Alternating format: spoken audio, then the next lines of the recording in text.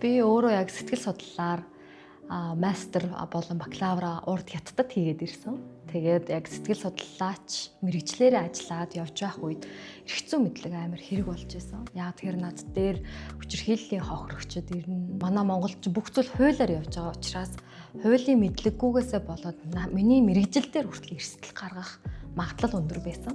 Хуулийн сургууль хаагур сурд юм бол яад юм бол гэд ингээд очиод үзсэн чинь шиутгийг дээр очиод үзээрэй гэд. Тэгээ яг намайг анх ороход бол оюун бэлэг гэж багш маань маш одоо дэлгэрэнгүй тайлбарлаж за энэ сургууль чи ингэдэйн чи ичнээгээр сурвал ийм давуу талтай яг өтрийн ангаар сурвал чамд хэцүү хаа чи тэртээ тэргүй одоо бакалавр мастера хамгаалаад ирсэн хүн юм чинь гэд.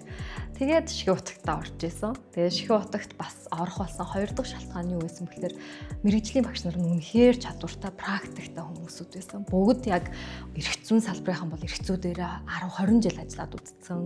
Өмгөөлөгч бол бүр 10-20 жилээрээс дээш ингээд ажиллаад үзсэн. Тийм хүмүүс байсан учраас Шихэн утгийг сонгоод тэгээд 2014 онд анх хичнээнээр ороод дараа нь 2020 онд магистраа бас ороод төгссөн.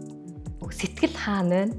Тэнд хүн тогтно гихчээр одоо би жишээ нь төгсчүүл за би өөр сургуульд очиод магистр хамгаалчих гэдэг юм уу байг тэгж болох байсан ч би яагаад чи яг энд хүмүүст нь татагдаад сэтгэлтэй хүмүүс шүү дээ гэдэгт нь тэгээд хүнээ гэсэн тийм сэтгэлтэй учраас энэ сургуультай дахиад магистраа эрх зүйчээр төгссөн.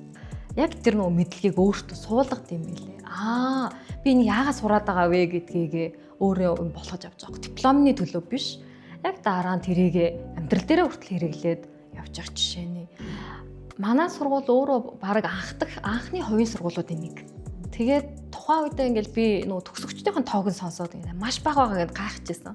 Эхнийх нь 10 төгсөж исэн. Тэгээ 20 гэл ингээл тоонууд маш багаар ингээд төгсөөд байсныг гайхаад яагаад та нар ингээд бизнес гэж хараагүй юм бэ энийг ингээд эн чин та нар бол хувийн сургууль гэдэг чинь бизнес болгож болох менежменттэй штэ гэж хэлэхэд оюун цэцэг захирал маань бол юу гэж хэлж байсан бэлээ. Бид нар тийм хүмүүс биш ээ. Бид нар бизнесийн салбарт байгаагүй хүмүүс.